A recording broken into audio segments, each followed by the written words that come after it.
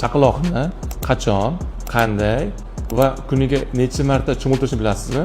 Men sizlarga Jahon Sog'liqni saqlash tashkiloti standartlariga asoslanib buni tushuntirib beraman. Chaqaloq tug'ilgandan so'ng 24 soat ichida cho'miltirish maqsadga muvofiq. Uni kindigini tushishini kutish shart emas.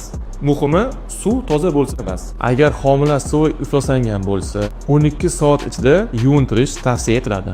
Amerika Pediatrlar assotsiatsiyasi tavsiyasiga ko'ra, bolani eng kamida kun ora cho'miltirish bo'yin, oyoq va qo'l sohasidagi teri burmalarini artib turish tavsiya qilinadi. Suv harorati 37 gradus bo'lishi va cho'milishning davomligi 7-10 daqiqagacha bo'lishi tavsiya etiladi. Cho'miltirish qon aylashni yaxshilaydi, asab tizimini tinchlantiradi, muskullarni stimullaydi va yaxshi uyquni ta'minlab beradi. Birgina cho'miltirishda shuncha foydalar mavjud.